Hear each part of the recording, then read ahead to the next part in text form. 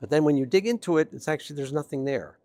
And going back to the piece on education, growing up in the United States, certain parts of history were taught one way.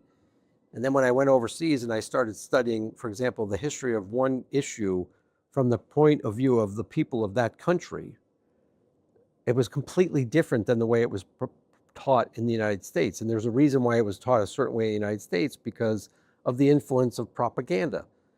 And this goes back to the 1800s. And propaganda, by the way, the Russians aren't the only people that do propaganda. Other empires use propaganda very effectively. And I started to look and say, okay, actually, this issue, when you see it from the historic perspective of the people that I thought were evil, is actually completely different.